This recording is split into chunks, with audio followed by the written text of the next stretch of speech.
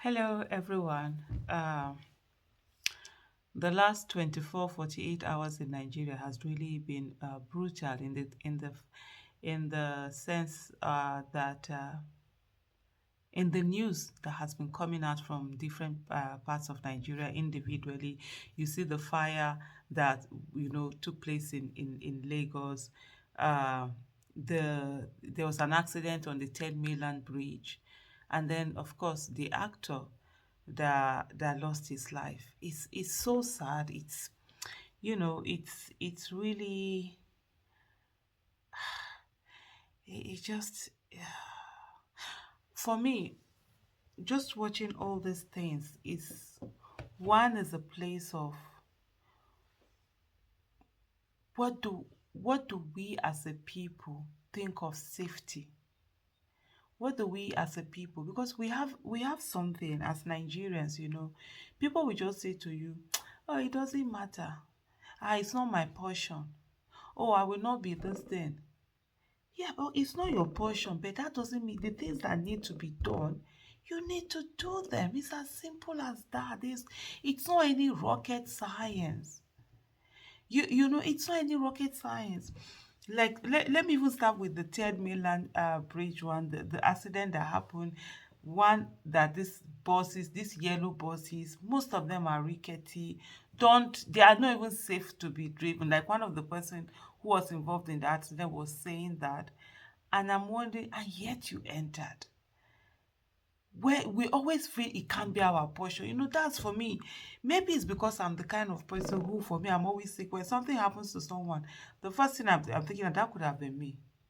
I always think that could have been me. How come it wasn't even me? That could have been me.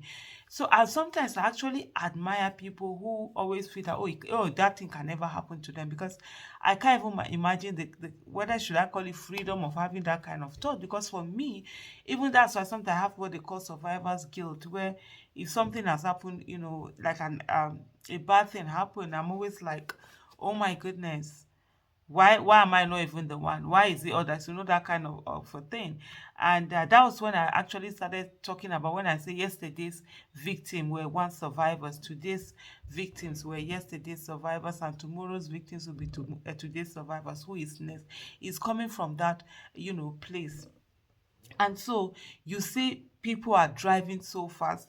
I also read another report where someone was saying that, oh, there was one time he was sitting on he was in a car, the seat belt wasn't good in this public, this, and the downfall driver was just like, oh, just put the rope around you and sit on it as if he's there, so that for him, all he's interested in, so that when they are passing through,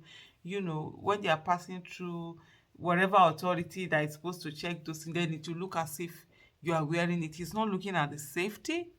Whenever I enter public, vehicle, especially when I travel out of my place, most times, I tell you, most times, the belts at the back are not working.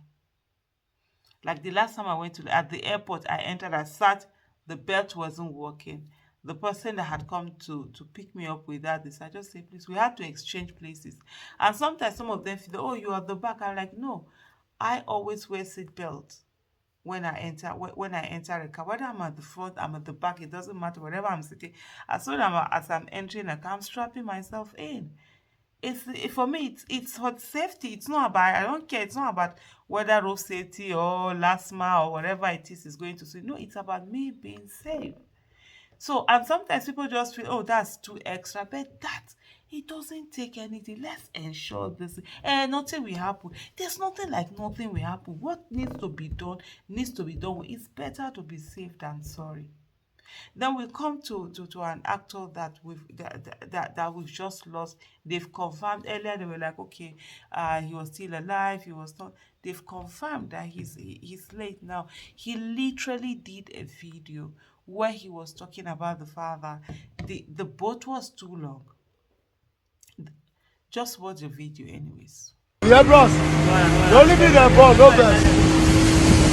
Over in the love. Don't leave me the ball, no. Don't leave me the ball. I got 3 children. I be go raise them. I got 3 children. I be go raise them. Bros, I beg. Oh, Jesus, what is this? Bros, I beg. Abeg, I get 3 children, I be go raise them. Abeg, take a small small. No, like this is a risk. Swag Nation, see the risk we take. It's okay like this, abeg. Don't speed.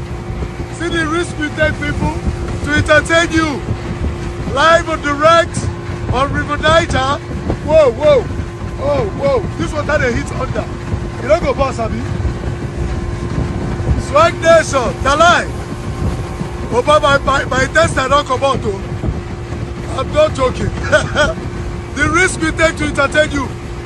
I am begging the captain that I'm the only child and I have 3 boys. I will raise them. Yes, so Captain, God bless you. He don't come down with the speed. Yes, no. This is Swag Nation. Yes, so. It's just so sad and really, you know, it's really so sad, honestly. And I think we need to be a country that takes a lot of things, safety into consideration. Just looking at, you see, the boat was going so fast.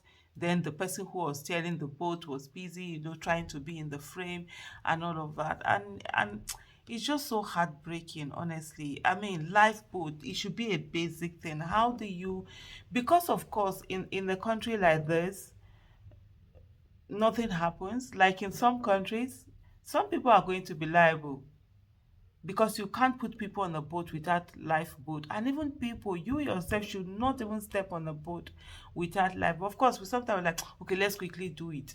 It don't matter. We'll just cross it now. Yeah, others have done it before. The others have done it before. I always say people, I say it takes a second for an accident. It takes a second, and it's irreversible. Most time that accident has already happened.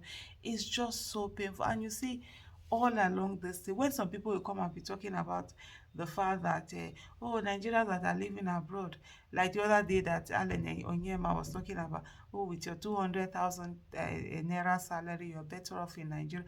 With your millions of naira, something will happen to you. First of all, you have people, we don't know first aid, we don't know how to do anything. We're just there. They will, before they carry you to hospital, there's not even anything that you call. Some people have 911, 999, whatever. Ambulance will come. If they even need to airlift you, they will airlift you. They will start working on you before they get to hospital. We don't have anything like that. It's just like they always say, vibes and inshallah. People are running helter skelter. People are just like that. That's what we are dependent on. And people will not sit and say, oh, they don't understand why people are selling their properties to move abroad. Yes, because fill up the space of because.